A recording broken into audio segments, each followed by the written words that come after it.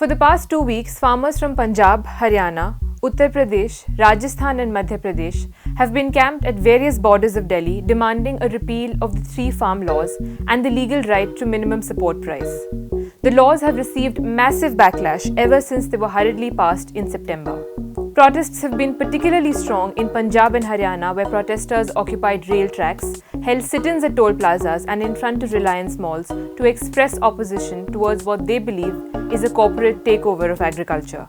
All 3 laws, the Farmers Empowerment and Protection Agreement on Price Assurances and Farm Services Act, Farmers Produce and Commerce Promotion and Facilitation Act, and the Essential Commodities Amendment Act aim at liberalizing Indian agriculture. The Farmers Produce Trade and Commerce Promotion and Facilitation Act, abbreviated as the FPTC Act, allows the intrastate and the interstate trade of farmers' produce beyond the physical premises of Agricultural Produce Market Committee (APMC) mandis.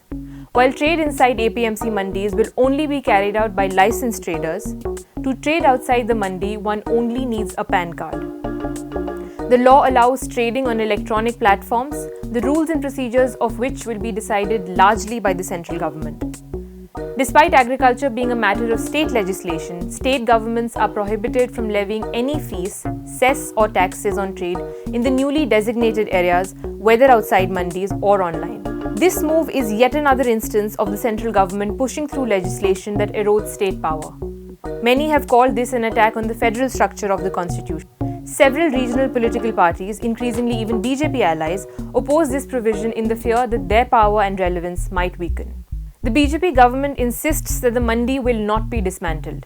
It also insists that the law gives farmers lucrative prices through greater alternate means of competition.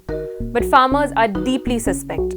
They believe that the law incentivizes trade outside mandis, for instance by removing taxes and by allowing anyone with a PAN card to trade.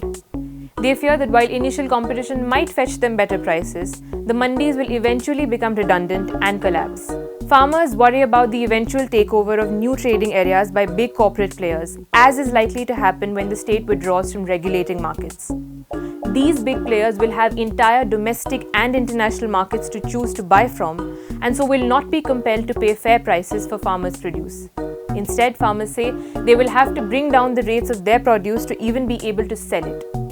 Scholars and experts have repeatedly drawn attention to the fact that the average Indian farmer is a small farmer, one who needs protective legislation like the assurance of MSP. But the BJP government has done little to allay these fears. It is stuck to its usual line that the farmers are being misled and giving vague verbal reassurances that the MSP will not be eroded. Many farmers, especially those from Punjab and Haryana, oppose this too and believe that middlemen or arthiyas are in fact service providers who facilitate the swift and easy sale of farmers' produce. Arthiyas do this for a specific fee, so they fear an income and employment loss because of the enforcement of the law. The second law, Farmers Empowerment and Protection Agreement on Price Assurance and Farm Services Act, provides a national framework for contract farming. According to the law, the farming contract between farmers and the buyers must be made prior to the production or rearing of any farm produce, and the minimum period must be 1 crop season. It also says that the maximum period of a contract can be mutually decided by the farmer and the buyer. The agricultural produce under the contract will be exempt from the provisions of any state act that regulates its sale and purchase. Moreover, it allows for third-party qualified assayers to assess the quality, grade and standards of the produce. Since the price agreement will be mutually agreed upon, the government says, the law would empower and protect the farmer. He would be able to decide his terms of contract. But farmers insist that any contract between them and big players can never be either free or equal. From pricing to the choice of crop, they will always get the shorter end of the stick while dealing with the big corporations, and the complete absence of government regulation will lead to exploitation. While the law repeatedly points out that the price of the produce and process of determination of that price should be mentioned in the contract, there is no explicit mention of it being the minimum support price. Both the FPTC and Farmers Agreement Acts provide for a conciliation board appointed by the subdivisional magistrate, an executive authority, to settle disputes arising from the new arrangements. More importantly, the laws disallow any civil court from entertaining the resolution of such disputes. In simple words, as per the provision, farmers do not have what is guaranteed to every citizen by the Indian Constitution: legal recourse to courts. P. Sainath, in an important article for The Wire, calls these provisions the most sweeping exclusions of a citizen's right to legal recourse. He also points out that, in fact, not just farmers, nobody, farm unions, non-profits, and even citizens through PILs can approach courts for legal remedy. The law also, Sainath shows, grants blanket immunity from prosecution to anyone with respect to anything done or intended to be done in good faith under this law. What comprises good faith is anybody's guess, but none can deny that the very obscurity is what makes the laws chilling. Finally, the third law, Essential Commodities Amendment Act, removes food items like edible oil, cereal, pulses, onion and potato among others from the list of essential commodities. In effect, this means the government will no longer regulate their production, supply and distribution. Only the central government can decide what item is an essential commodity and when there are extraordinary circumstances under which these items can be regulated. It also says that any action on imposing stock limits will be based on price rise. In this, only if prices rise by 100% for items like fruits and vegetables and by 50% for non-perishable food items in comparison to the last 12 months can limits be imposed on stocking these items. The farmers reject the government's claim that the law will end black marketing. Instead, they say it will promote it. If the government withdraws from price regulation of essential food items, corporations with all their resources and infrastructural facilities will get a free hand to bulk buy and hoard them to sell them at high rates. Farmers say that this law most of all will impact the larger population. Prices of essential food items will see a steep rise.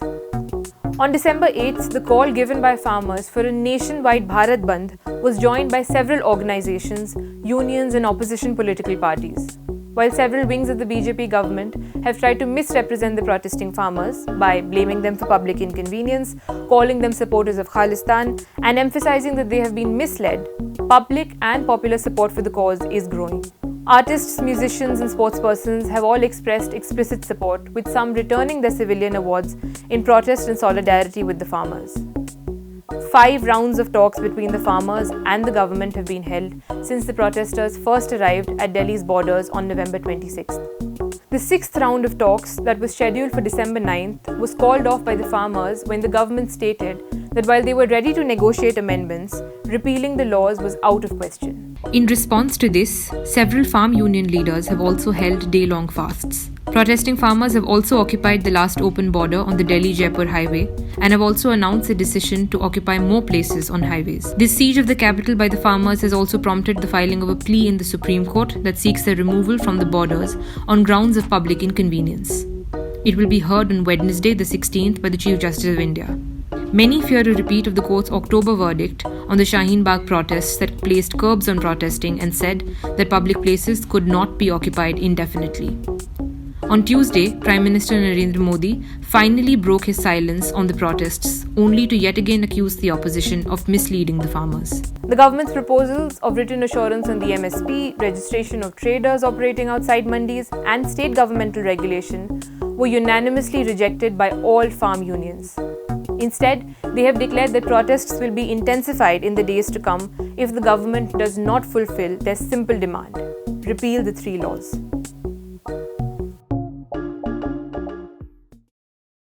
To receive instant updates on all videos from The Wire, click the subscribe button and hit the bell icon. Pay to support independent journalism. Click the link in the description and choose the amount you want to pay.